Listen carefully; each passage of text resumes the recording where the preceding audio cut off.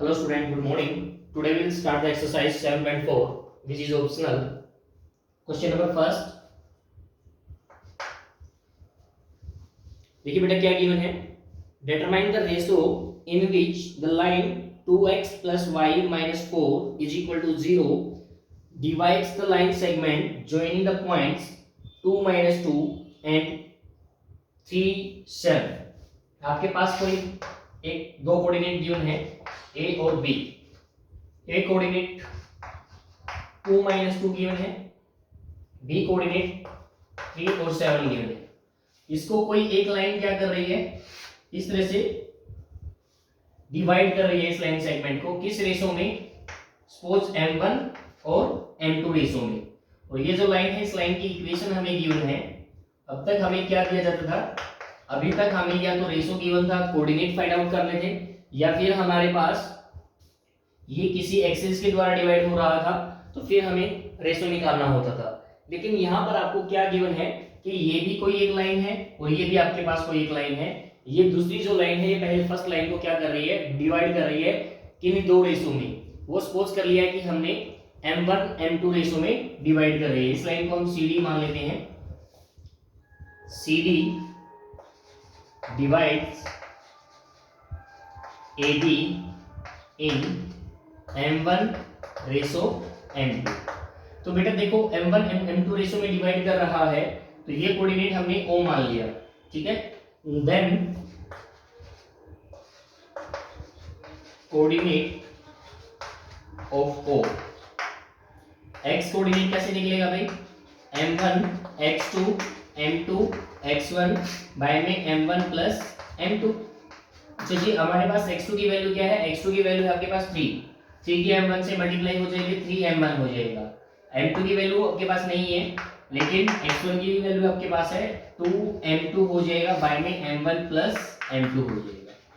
Similarly y की value आप find out कर सकते हो. y का फॉर्मूला क्या होता है? m1/2 m2y1 divide by m1 plus m2. अच्छा जी, आपके पास यहाँ पर y2 की वैल्यू कितनी है? y2 की वैल्यू है 7 की m1 से मल्टीप्लाई हो जाएगी, 7m1 हो जाएगा. और m2 आपके पास गिवन नहीं है. y1 कितना गिवन है आपके पास? -2 m2 आपके पास यहाँ हो जाएगा. डिवाइड में क्या आ जाएगा? m1 प्लस m2 आ जाएगा. उसके बाद देखिए बेटा नेक्स्ट स्टेप कैसे करेंगे. अब ये जो O कोऑर्डिनेट है ये AB लाइन पर भी है और बेटा ये CD लाइन पर भी, लेकिन O कोऑर्डिनेट की जो वैल्यूज हैं वो इस टाइप से आई है. तो ये क्या करेगा? ये CD लाइन की जो इक्वेशन है उसको सेटिस्फाई करेगा. अगर सेटिस्फाई करेगा तो वहां पर हम क्या कर दें, x की जगह पर x की वैल्यू डाल दें. x की वैल्यू कितनी है? 3m1 प्लस 2m2 बाय में m1 प्लस m2, ठीक है. प्लस y की वैल्यू कितनी है? 7m1 माइनस 2m2 बाय में m1 प्लस m2 और साथ में -4 इक्वल टू 0. इसका कंप्लीट का अगर हम एलसीएम ले लेते हैं, m1 प्लस m2 एलसीएम आ जाएगा. एलसीएम आने के बाद इसको इससे डिवाइड करेंगे, 1 की 2 से मल्टीप्लाई करेंगे 2 की इस कंप्लीट से मल्टीप्लाई हो जाएगी, 2 3 जा 6m1 2 2 जा 4m2 ये हो जाएगा. अच्छा, इसको डिवाइड करेंगे तो ये क्या आएगा? इसको डिवाइड करेंगे तो 1 आएगा, 1 की इससे मल्टीप्लाई करेंगे कितना हो जाएगा? 7m1 minus 2m2.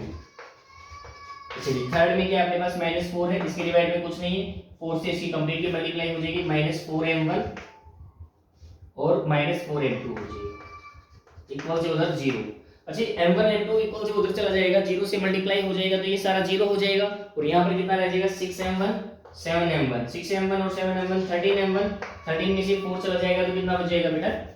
9m1 equal to 4m2 minus 2m2, 4m2 से 4m2 कैंसिल हो जाएगा, -2m2 बच जाएगा इक्वल से उधर 0.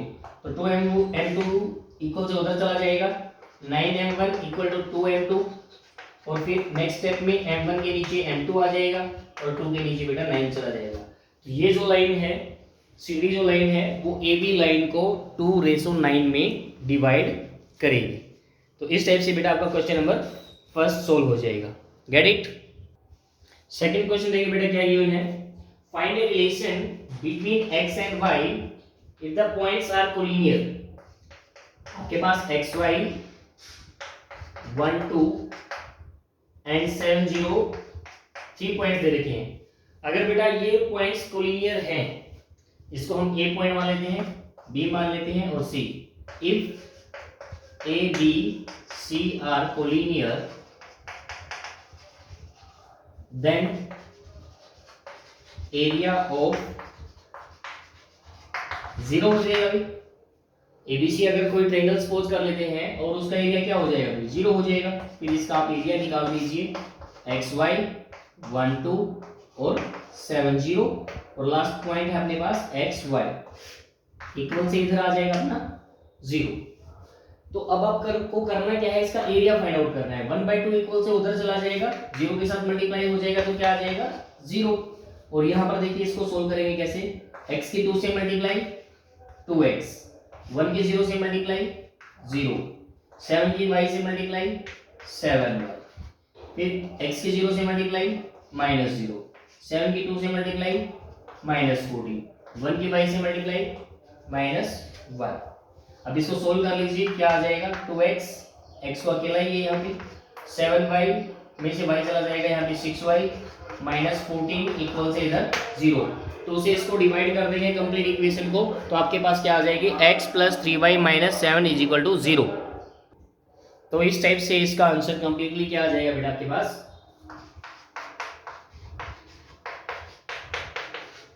ठीक है। तो इस टाइप से आपका क्वेश्चन नंबर 2 हो जाएगा। थर्ड क्वेश्चन देखिए बेटा क्या गिवन है, find the centre of circle passing through the points. देखिए आपके पास 3 पॉइंट्स दे रखे हैं और 3 पॉइंट्स क्या दे रखे हैं आपको, सपोज कीजिए फर्स्ट पॉइंट आपके पास 6 और -6 है, और थर्ड सेकंड पॉइंट जो है 3 और -7 है, एंड थर्ड पॉइंट आपके पास 3 और 3 है। तो आपको क्या करना है, इसका सेंटर फाइंड आउट करना है। तो यहाँ पर देखिए बेटा कोई सेंटर हमने सपोज कर लिया कि O है और उसके कोऑर्डिनेट है x y।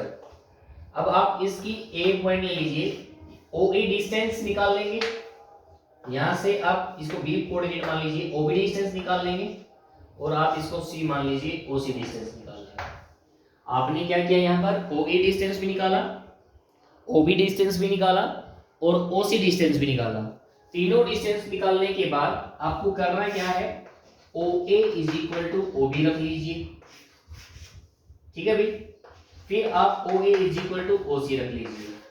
आपकी यहां पर 2 इक्वेशन बन जाएंगी x और y में, x और y में 2 इक्वेशन बन जाएंगी। और 2 इक्वेशन बनने के बाद फिर आपको क्या करना है, by the linear pair of equations, जैसे हमने थर्ड चैप्टर में सोल्व किया था, उसके टाइप्स किसी कोई भी मेथड यूज कर सकते हैं उसका सोल्व करने के लिए, और फिर आपकी x और y की वैल्यू आ जाएगी। होप सो कि आप ये थर्ड क्वेश्चन सेल्फ ट्राई कर लें, अगर नहीं होगा तो बेटा इसको लाइव क्लास में हम डिस्कस कर लेंगे। Next, the 2 opposite vertices of a square are -1 and -1 2 3 2।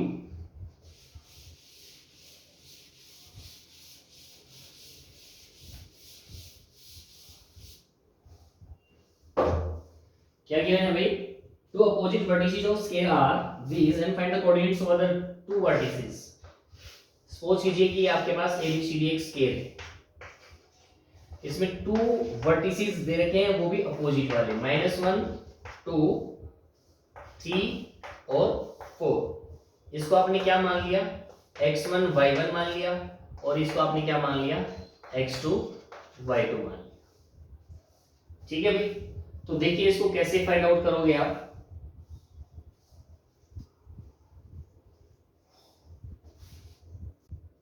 Let's see बेटा आपको ABCD एक स्केयर गिवन है, इसके 2 अपोजिट वर्टिसेस गिवन है, आपको B और D की वैल्यू फाइंड आउट करनी है। देखिए बेटा स्केयर की प्रॉपर्टी के लिए हमें पता है कि all sides of square are equal, hence AB = BC। अगर AB = BC है तो स्केयरिंग बोथ साइड करने के बाद AB स्केयर = BC स्केयर भी होगा। अगर ये होगा तो AB का स्केयर देख लीजिए, AB के स्केयर पर आप फॉर्मूला लगा लीजिए, x2 - x1 that means x1 - 1 का स्केयर। अच्छा जी, y2 - y1 y1 कितना है आपके पास 2, इसका स्केयर, और इस कंप्लीट का भी क्या लगना है, स्केयर लगना है। ये कैंसिल हो जाएगा भाई, स्केयर से स्केयर कंप्लीट का। BC, BC के लिए देखिए 3 माइनस x1 का स्केयर प्लस 4 माइनस y1 का स्केयर, कंप्लीट का स्केयर है स्केयर रूट, स्केयर से स्केयर रूट कैंसिल हो जाएगा। अब इसको सोल्व कर लीजिए, x1 का स्केयर प्लस 1 का स्केयर माइनस 2x, ये प्लस हो जाएगा बेटा क्योंकि बीच में x2 माइनस x1 हो जाएगा ना, माइनस माइनस प्लस 1 हो जाएगा, प्लस का 2x आएगा, यहाँ पर सोल्व हो जाएगा, कितना आ जाएगा y1 का स्केयर प्लस 2 का स्केयर 4 और माइनस 2ab कितना आ जाएगा 4y1। ठीक है भाई, स्टेटमेंट में देखने से बेटा यहाँ पर 3 4 नहीं है, 3 2 है ये, अगर ये 2 है तो यहाँ पर भी 2 चलेगा। चलिए यहाँ पर इसका स्केयर ओपन कर लीजिए, ये स्केयर ओपन होने पर a का स्केयर प्लस b का square minus 2ab plus a का स्केयर b का स्केयर माइनस 2ab। तो देखिए यहाँ से क्या कुछ कैंसिल हो रहा है, x1 का स्केयर कैंसिल हो रहा है, y1 का स्केयर कैंसिल हो रहा है, 4y1 से 4y1 कैंसिल हो रहा है, प्लस 4 से प्लस 4 भी कैंसिल हो रहा है। तो आपका यहाँ पर क्या बच जाएगा भाई 2x1, और इधर से माइनस 6x1 आने के बाद पॉजिटिव हो जाएगा 8x1 हो जाएगा, पॉजिटिव 1 इक्वल टू उधर जाने के बाद 9 माइनस 1 हो जाएगा। तो यहाँ से 8x1 इज इक्वल टू कितना आ जाएगा भाई 8 आ जाएगा। तो x1 की वैल्यू कितनी आ जाएगी आपके पास 8/8, दैट मींस 1। अगर ये आपके पास 1 आ गई है, अब x1 की वैल्यू तो आ गई आपके पास 1, अब y1 की वैल्यू निकालने के लिए आप क्या करोगे, आपको पता है कि ये स्केयर में ईच एंगल क्या होता है 90 डिग्री होता है। अगर ईच एंगल 90 डिग्री होता है तो ये राइट एंगल ट्रायंगल बन गई। तो राइट एंगल ट्रायंगल बनने के बाद in right angle triangle ABC क्या करेंगे आप, in right triangle ABC Pythagoras use कर लेंगे हम, पाइथागोरस यूज करेंगे तो AC square is equal to AB square plus BC square हो जाएगा। अच्छा AC स्क्वायर की वैल्यू क्या आ जाएगी, AC स्क्वायर की वैल्यू आ जाएगी 3 माइनस माइनस 1 यानी 3 प्लस 1 का स्क्वायर प्लस 2 माइनस 2 0 का स्क्वायर। ठीक है भाई, इज इक्वल टू AB कितना हो जाएगा, AB का हमने यहाँ पे सोल्व किया है, ये अभी कंप्लीट को सोल्व करने के बाद कितना आ जाएगा आपके पास x1 का स्क्वायर प्लस 1 प्लस 2x1 और आपके पास क्या आ जाएगा y1 square plus 4 minus 4y1। BC का स्क्वायर कितना आ जाएगा, BC का स्क्वायर आ जाएगा आपके पास ये क्या आ जाएगा प्लस 9 प्लस x1 का square minus 6x1 plus 4 plus y1 का स्क्वायर माइनस 4y1। अच्छा जी यहाँ से देखते हैं तो यहाँ पर कितना हो जाएगा 3 और 1 4, 4 का स्क्वायर हो जाएगा 60, 0 का स्क्वायर 0, x1 का स्क्वायर और यहाँ पर x1 का स्क्वायर कितना हो जाएगा ये 2x1 का स्क्वायर हो जाएगा। ओके, और यहाँ पर प्लस का 1 प्लस का 4 5 प्लस का 9 5 और 9 14 और प्लस का 4 प्लस का 18 हो जाएगा। उसके बाद माइनस का 6x1 प्लस का 2x1 ये माइनस का 4x1 हो जाएगा। यहाँ पर y1 का स्क्वायर कितना हो जाएगा 2y1 का स्क्वायर हो जाएगा। उसके बाद ये क्या हो जाएगा माइनस का 4y1 माइनस का 4y1 8y1 हो जाएगा। तो ये हो जाएगा भाई आपका सोल्व होने के बाद यहाँ तक। उसके बाद देखिए उसके बाद आपका हो जाएगा x1 की वैल्यू, आपको पता था x1 की वैल्यू 1 आई थी आपकी, x1 की वैल्यू आप यहाँ पुट कर दीजिए 2 1 का स्क्वायर 1 की 2 से मल्टीप्लाई हो जाएगी 2 प्लस 18। अच्छा यहाँ पर भी 4 हो जाएगा।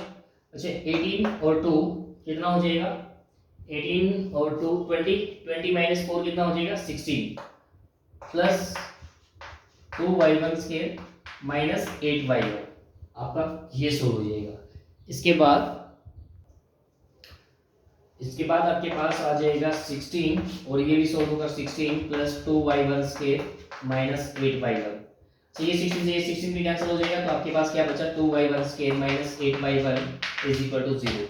आपके पास ये क्वाड्रेटिक बच जाएगी। यहाँ से 2y1 कॉमन होने के बाद y1 माइनस 4 बच जाएगा।